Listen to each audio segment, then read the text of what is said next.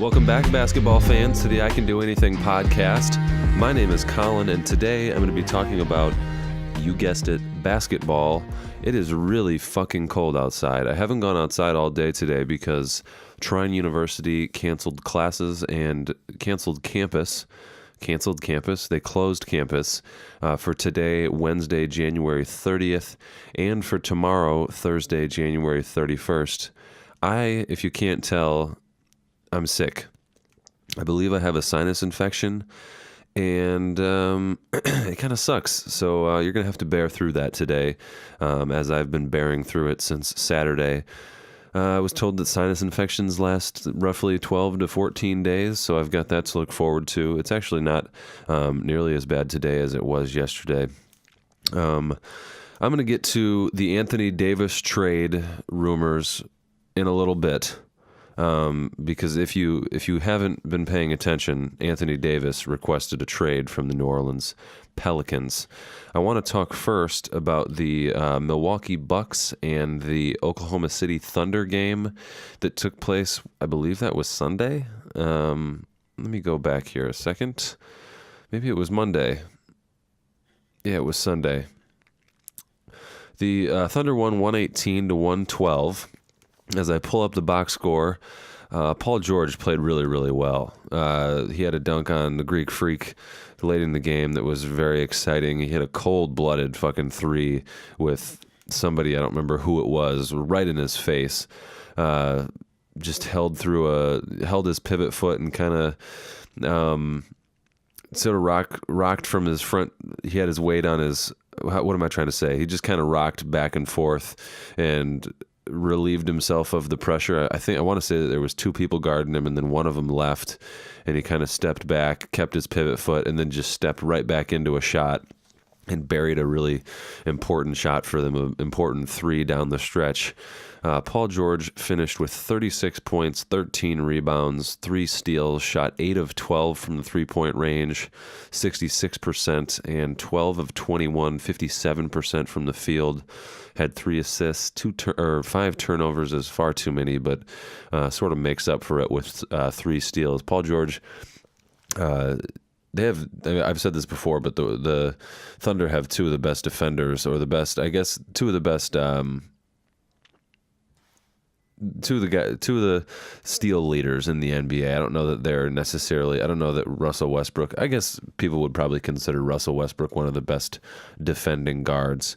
I'm going to talk a little later in this episode about Drew Holiday's defense on James Harden last night in the Pelicans-Rockets game. That was a really great game. I generally don't like watching the Rockets, but the Pelicans did a great job on Harden, and just I don't know. I'll talk more about that as I get to it. But the Milwaukee Bucks and the Oklahoma City Thunder game was really, it was a great game. Antetokounmpo kind of struggled. He got his shot blocked, I want to say, like 7 or 8 times. They talked about that in the broadcast, how that has never happened to him in a game, or he really doesn't ever get a shot blocked, and got his shot blocked, I want to say, 7 or 8 times in that game, but finished with 27 points. Shot pretty poorly from the field, actually, by his standards. 8 of 22, 36.4% from the field. Hit 3 of 5 threes, shot 60% from 3. Those 3 threes that he hit were, 2 of them were down the stretch, pretty big threes. They kind of dared him to shoot both of them, and he stepped up and made them. He had 18 rebounds, 4 assists, 4 turnovers is not great, 1 steal, and was even in plus-minus for the game. But it was kind of a poor performance from him, and he still finished with 27 and 18. I don't know. Doris Burke mentioned in the broadcast that this is what MVPs do. They still put together good numbers in a poor performance. Now, the team didn't win, and Paul George is proving himself to be an MVP candidate up there with Antetokounmpo just by the clutch play that he continues to perform. I mean, he's playing really fucking well. I've always kind of thought of Paul George as kind of like I always called him a Walmart superstar. He's right on the verge of being like a really, really great NBA superstar, but never kind of the type of superstar that's going to win you championships and win you big games. And that was certainly a big game against the number one ranked team in the NBA right now. But I'd like to see Paul George make those kind of plays and win those kind of games in the playoffs, in the Western Conference Finals.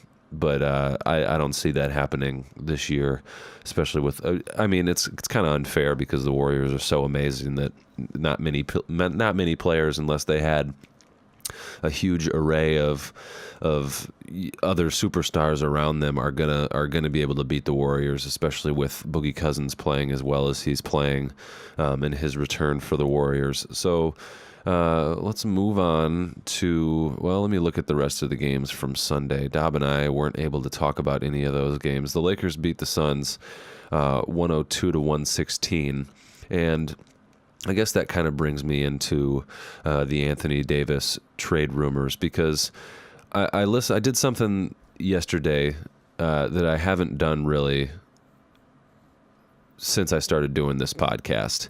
I left work at like 11 o'clock because I was feeling like shit. I had a video shoot at 10 in the morning for this big gala video that I'm working on for next weekend, and got done with that, came home and took a nap and just kind of rested to try to get this sinus infection cleared up as fast as I can, so that I can continue to work on that gala video and just, I guess, work on anything. But that's my priority right now. And most of the afternoon, I kind of listened around to the so-called professionals talk about the Anthony Davis trade rumors, because that's what everybody was talking about. I listened to a lot of my favorites on national television, and I just listened to a lot of people talk about these trade rumors, and I kind of got the same overall feeling from a lot of people, is that I think one of my more what am I trying to say? I think something that this is fucking crazy. It's not crazy, but I'm just about to toot my own horn here, so get ready. I think one of the things that I think is one of my more positive character traits, that's what I'm trying to say. I think one of my more positive character traits is my ability to see nuance and kind of see both sides of an argument, or see both sides of any type of situation, I guess. I've always kind of admired comedians and people who talk about sports, and just anybody who talks for a living. I've kind of always admired people's ability to like stick on one side, or to like have a really, really strong opinion about something, because I don't think that that's something that I really have. I don't think I really have like a lot of strong opinions about things. I kind of take pride in being able to see both sides of an argument, and being able to look at something from one person's perspective and be like, yeah, I could see why you would think that, and then look at it from somebody who feels the total opposite about it, and also understand why they can think that same thing. So as I'm listening to all these people talk about trade rumors, I kind of want, I guess the reason why I did this is because this is a really big NBA storyline. It's probably one of the biggest this year. Maybe James Harden's scoring spree that he's on, that he continued last night. I think he ended up with 35 or 36. But this is one of the biggest stories in the NBA, this Anthony Davis trade request. And I kind of wanted to see what other people were saying about it, because I had developed over like the last, I want to say that was released on Sunday, or maybe it was Friday, that I don't know. I woke up one morning to like alerts from like 4 different publications telling me that Anthony Davis requested a trade. I want to say it was Friday. And since then, I've kind of been mulling over my thoughts about it. And some of these people who I was listening to echoed some of those same thoughts, that you can't give up the house for Anthony Davis, and other people were like, you got to give up the house. It was kind of balanced for the most part. I think there were certain people that were saying you got to give it all up, but there were other people saying, what is a team with just LeBron and Anthony Davis? And that's kind of what I think. Like, if you give up Kyle Kuzma, Brandon Ingram, I don't know. I just don't see how you could give away all these young assets and still expect to be a contender. Now, if you're going to do that with the idea that this season is a bust, nobody's going to beat the Warriors, and we just acquire Anthony Davis because we don't want to have the same thing happen that happened with Paul George and with Kawhi Leonard, or it hasn't happened officially yet with Kawhi Leonard. We'll see in this offseason what he does, whether or not he comes to LA or goes to the Clippers, or what he does in the offseason, or maybe he stays in Toronto. But you don't want to have that same thing happen where you just bank on Paul George coming in free agency and then he decides to stay. And that same thing very well could happen with Kawhi if he were to lead the Toronto Raptors to the NBA Finals. And even if they I think that because the Toronto Raptors haven't been able to beat LeBron in the East and haven't made an NBA Finals, that if they make the NBA Finals, that's going to be considered like a really big achievement for Kawhi Leonard and for the Raptors as a whole. So maybe if they even make the NBA Finals, he decides to stay. Now, the weather and wanting to live in LA could just be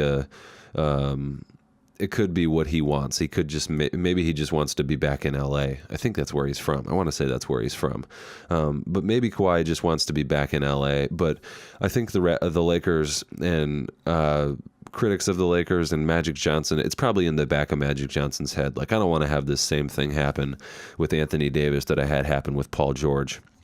So if you're gonna throw the house at the Pelicans and say, here's Kuzma and Ingram and Lonzo Ball, and maybe you throw in, I don't know, other pieces, whatever else you got to do to make the trade happen, with the thought that you're not going to beat the Warriors this year anyways.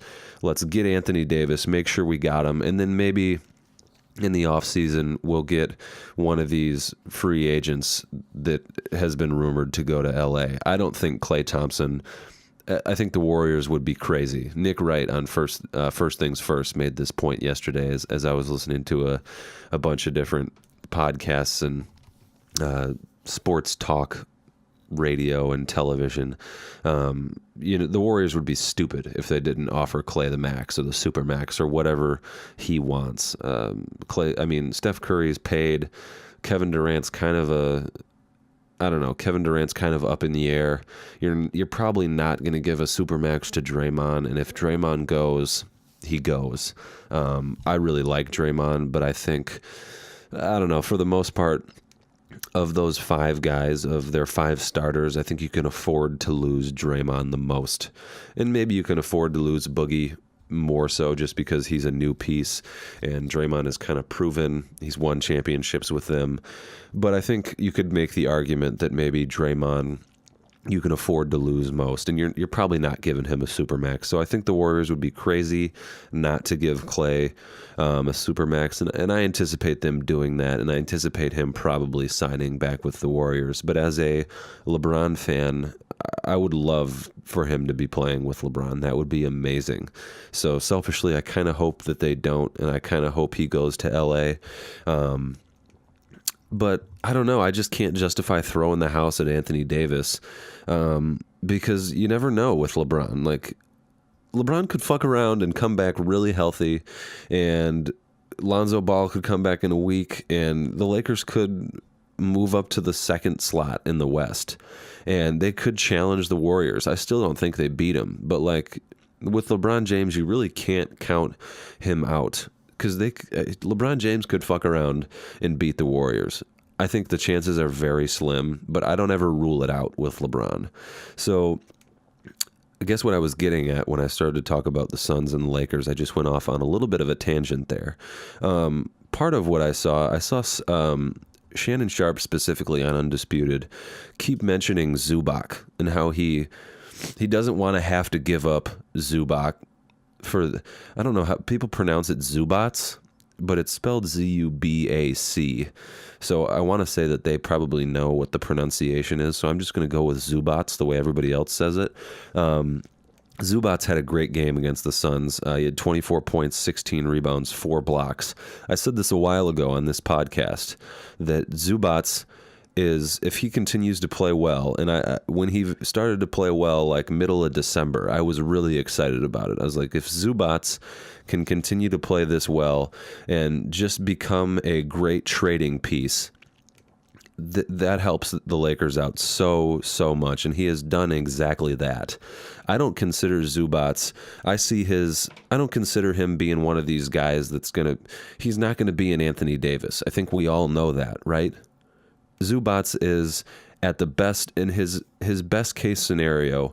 He's kind of like a Timofey Mozgov or like an Andrew Bogut, a guy that is a great piece.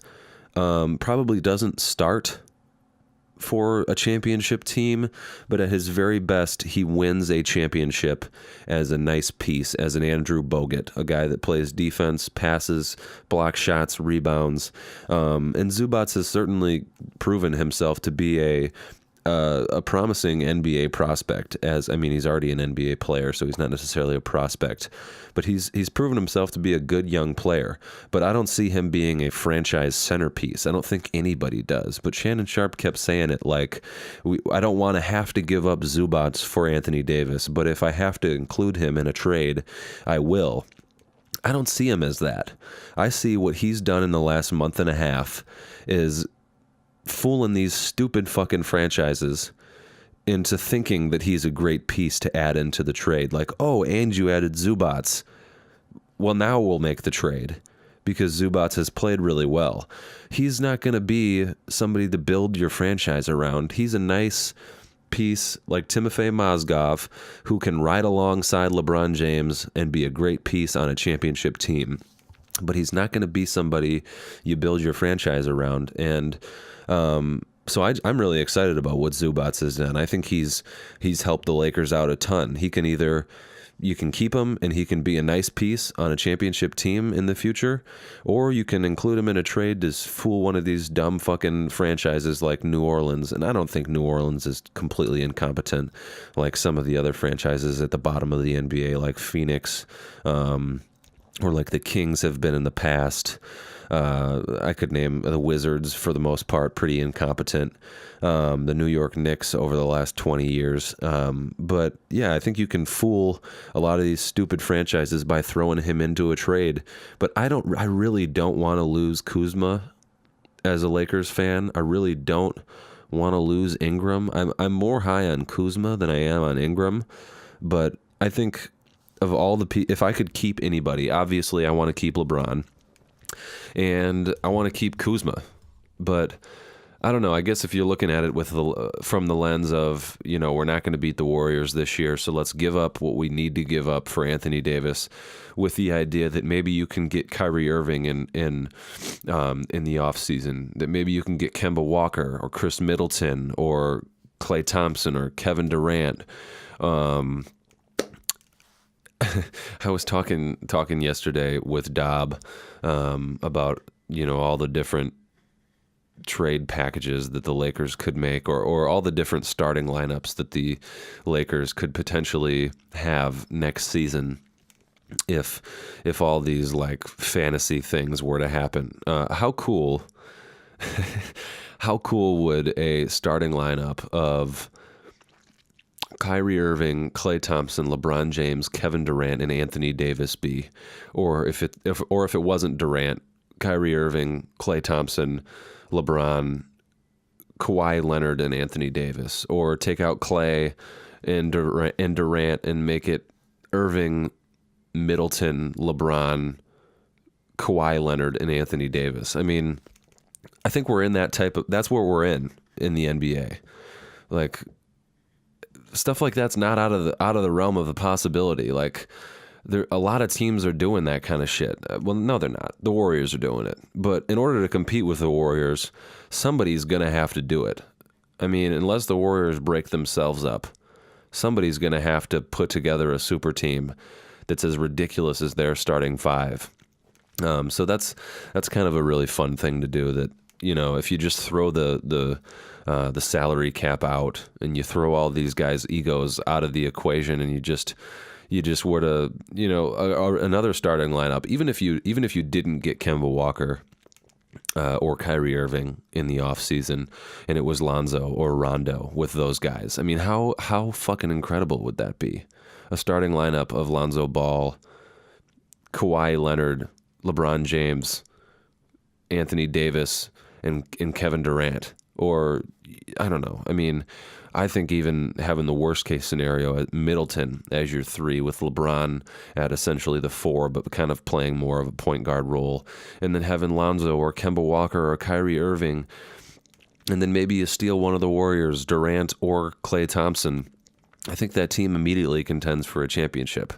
Let me blow my nose real quick because my nose is running like a motherfucker since I've been talking and haven't touched my nose or sniffled or anything.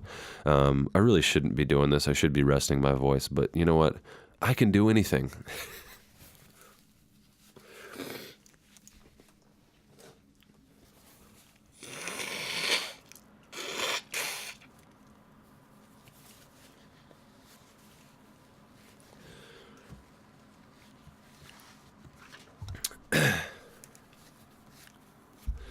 Okay, I guess so. To wrap up the Anthony Davis trade stuff, let me look over my the fine of $50,000 is I don't know.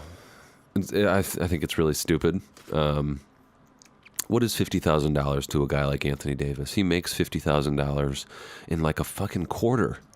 You know, it's like if I were one of these star players in the NBA and I saw that the NBA fined Anthony Davis $50,000 because he made a trade request, and if the trade request turns out to benefit him, if he doesn't get thrown to fucking Chicago, you know, or Phoenix, or one of these shit franchises right now, if he doesn't get tossed away to one of these franchises, and if it works out, if he gets to go where he wants to go, I see that as a star, like, oh, I can just say where I want to go, and they're only going to find me $50,000. Now, obviously, to yourself, if you're listening to this, and to myself, $50,000 is life-changing.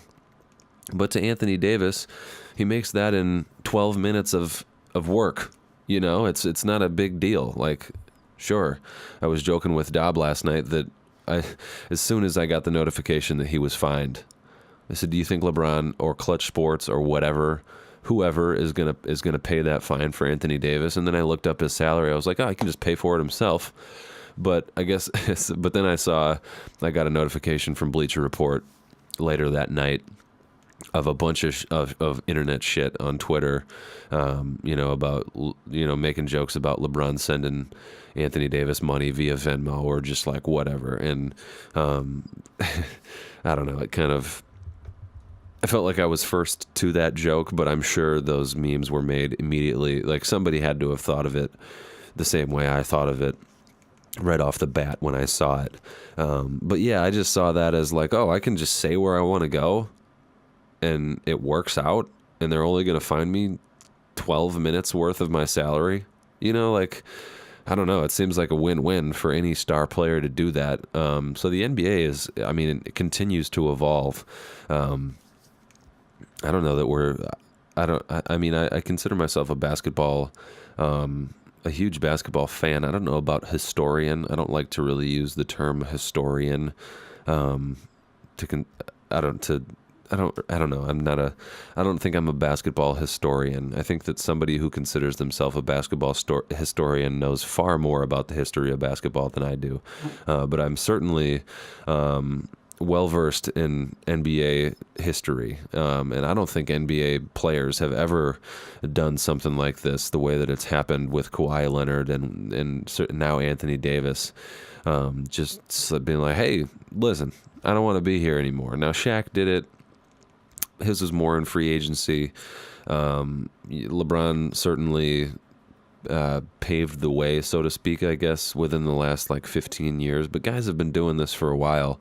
I just don't think to this magnitude that Anthony Davis did it. So let me move on now to, I guess it's still sort of in the Anthony Davis front, the Pelicans and the Houston Rockets from last night. Let me pull up the box score real quick from that game. So the Pelicans started one of their regular starters. Everyone else was injured. Now, I don't know that the announcers kept talking about how they beat the Rockets. The Pelicans won 121 to 116. I was so fucking happy. I was rooting against James Harden and the Rockets. Chris Paul is one of my favorite players, and when I was growing up, Chris Paul was my favorite basketball player. But I think I don't like James Harden more than I like Chris Paul. So I was really cheering for the Pelicans last night, and I want to give credit to my favorite comedian in the world right now, Andrew Schultz, does his own podcast with two of his other buddies, Akash Singh and in real life Kaz. I can't pronounce his last name, so I'm just going to say Kaz. But it's one of my favorite podcasts. I listen to it every week, and I think what's really great about it is that it's a sports podcast. But they do such a great job of not giving a fuck about like taking it all that seriously that like Schultz and Akash, who's also a comedian, talk about fucking comedy almost more than they talk about sports. And I really appreciate the fact that they can like talk about sports in such a nonchalant way. Like they still kind of take it seriously, but like they don't take it seriously at all. And I really kind of admire that. They came up with, they started to talk about how James Harden is the least valuable MVP that maybe the league has ever seen. And it's kind of echoing the sentiment that I've been talking about here for the last couple of months on this podcast. Like James Harden's just not, he's just not it for me. And they went through 7 to 8 guys that they would rather start a franchise with than James Harden, like easily.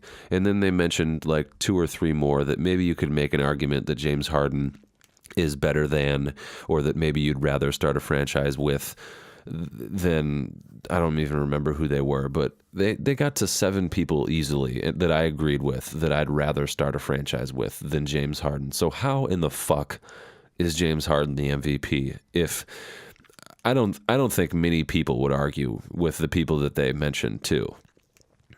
I think 7 people easily I'd rather start my franchise with than James Harden. So I was watching this game last night with that kind of brewing through my head. That was part of the podcast that I listened to last night, was the Flagrant 2 podcast. And as I watched the game, Drew Holiday did an incredible job on James Harden last night. He still had 37 points, which goes to say, I mean, it kind of just goes, like, James Harden is obviously an incredible scorer. I don't like to jump out the window like a lot of other people do, and like Schultz did on the Flagrant 2 podcast, and say that he's the best scorer in NBA history, because I would still take Kevin Durant over James Harden as a scorer. Like, if I just want scoring, I think I'm still taking Kevin Durant, just because I think I think maybe all around offensively, I think maybe James Harden may be better all around offensively than Kevin Durant, just because I think he's slightly a better passer, maybe a lot more of a better passer. But I don't think it's I don't think there's like a crazy discrepancy as far as passing goes between the two of them. But I'm still taking Kevin Durant.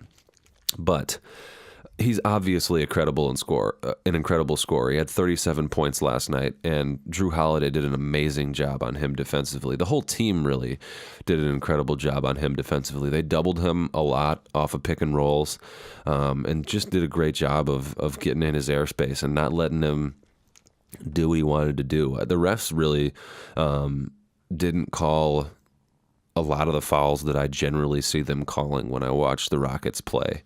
There was a play down the stretch that he just kind of, like, being James Harden and getting all the calls that he normally gets, he kind of just like flopped and fell out of, he didn't really flop, but he took a bump going towards the corner and just like stopped dribbling and picked the ball up and went out of bounds. And I think he was assuming that, like, oh, I got bumped and I went out of bounds, so the refs are going to call it.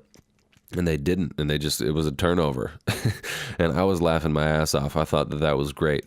But it was awesome for me watching the Pelicans, who started only one starter, Drew Holiday. Now you could call Jahlil Okafor a starter because I think he would probably start on a lot of teams in the NBA, certainly a lot of the teams that don't have good centers. And I really have always kind of been high on Jahlil Okafor. I thought the 76ers should have kept him. I thought he could have had a great career in Philadelphia and could have been a great piece on that 76ers team. But they started one of their starters with Anthony Davis being out, Mirotic being out, Etuan Moore being out, and Elfrid Payton being out. And we're still able to beat the Rockets. Now, if James Harden were truly the MVP, you would think that he could beat a team whose franchise player just said that he didn't want to play there anymore, and who was not starting 4 of their regular starters. Drew Holiday had 19 points on 33% shooting, was 2 of 6 from 3. Kind of a pretty run-of-the-mill game for him. Okafor played great. He had 27 points on 11 of 15% shooting, or 11 of 15 from the field, 73% shooting. Was 5 of 5 from the free throw line. Grabbed 12 rebounds, had 2 assists. Turned the ball over 4 times, which is too many times for a center who doesn't really handle the ball a ton. But I just loved watching the Rockets lose to the very, very undermanned Pelicans. I think that Tim Frazier is a great backup point guard. He's got a lot of fight in him. He had 10 points off the bench, shot 3 of 4 from the field, 4 of 5 from the free throw line, and did a lot of stuff for them down the stretch that really doesn't show up in the stat sheets. Had 10 assists, 3 turnovers, so a great assist to turnover ratio in that regard. But yeah, I don't know. If you're the MVP, you're not losing to a Pelicans team whose franchise player isn't playing, and basically just said, I don't want to be there anymore. And I just really enjoyed watching the Rockets lose last night. I don't generally like to be a guy that fucking watches games hoping people lose, but James Harden just rubs me the wrong way in so many ways. And it's really not even his fault. It's just kind of the attention that he gets and the dick sucking that he gets from a lot of people in the media. I don't know. They kind of have to do that, I guess. You know, you see him face to face, you interview him, you talk to him, you're in the same building as him. You don't want to be fucking shitting all over him. And he's obviously a great scorer, but I just don't think he has he's just not a guy that I'm starting a franchise with. Going back to the flagrant 2 thing. I mean, I'm going to try to remember who they said they'd rather start a franchise with. So obviously LeBron, Kevin Durant, Steph Curry. I think those are the 3 best players in the NBA. I don't know that a lot of people would argue with that. Then you go Kawhi Leonard. You could go Paul George. You could go Giannis Antetokounmpo. There's 6. You could go Joel Embiid, 7. You could go Kyrie Irving, 8. You could go Klay Thompson, I think. And that's where it starts to get like maybe you'd rather have Harden, but just as far as like a team aspect goes, I'd rather have Klay. He's far more unselfish. He's not worried about winning the MVP. He wants to just win. He plays great off the ball. He doesn't have to dribble the ball 100,000 times in a game. James Harden took fucking, to score 37 points, he took 32 shots, shot 34% from the field. He only took 10 free throws last night, partly because he just didn't get a lot of the calls that he normally gets. But yeah, 32 shots. When was the last Warriors game? Let me go back to the last Warriors game. I bet Klay Thompson didn't take more than 12 shots in their last game. Come on. Where are you at? The last Warriors game was Saturday against the Celtics, and Klay Thompson took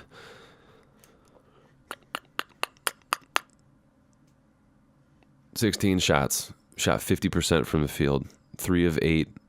Poor shooting night, actually. So that's a bad example, but you get my point. I don't know. Like I would still rather have Klay Thompson just as a team guy. Defensively, he's far better than James Harden. So I'd rather have Klay Thompson. So that's, I think that's 9.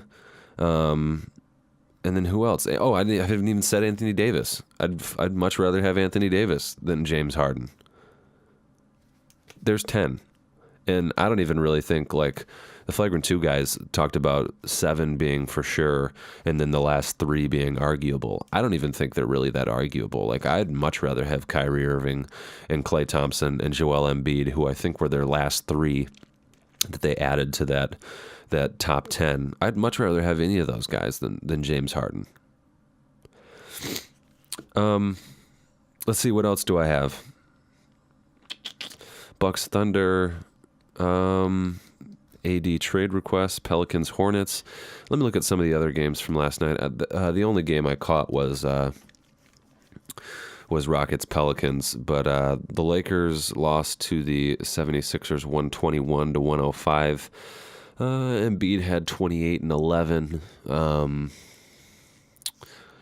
Jimmy Butler had 20 on 77% shooting from the field, 6 assists, 5 rebounds.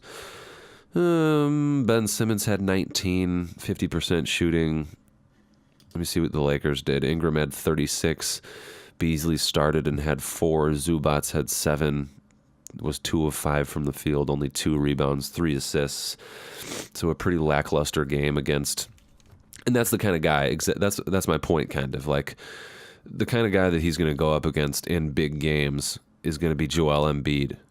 And he performed pretty poorly. I would assume maybe 7 points is his average, somewhere around there for the season. So he just had an average performance. But again, Zubats, I don't think anybody really thinks this, but just the way that people were talking about throwing Zubats into the trade for Anthony Davis made me feel like people were putting a ton of stock into Zubats. But I think that's what he is. He's probably a 7 to 10 points per game.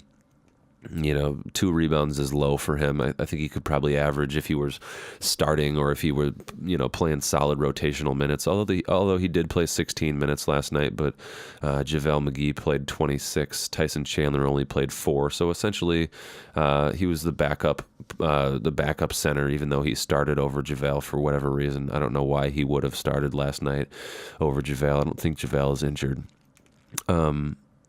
But yeah, the Lakers are for the most part pretty unwatchable right now. Rondo had 5 on 25% shooting from the field, 1 of 1 from 3, 7 rebounds, 11 assists. Pretty underwhelming performance from Rondo. I think that's all I got. That's about all I got for the day. The Cavaliers beat the Wizards. Wow, 116-113. And the Bucks beat the Pistons on 21, 8, and 11. See, that's what an MVP does. You beat a team you're supposed to beat, and even though you don't put up a bunch of points, you do what you got to do to win. Antetokounmpo had 21 points, 8 rebounds, 11 assists. Probably didn't take an inordinate amount of shots, and just got the team a win over a team that you're supposed to beat. Okay, I'm done. My throat kind of hurts. Thanks for listening, guys, and just keep in mind that you can do anything.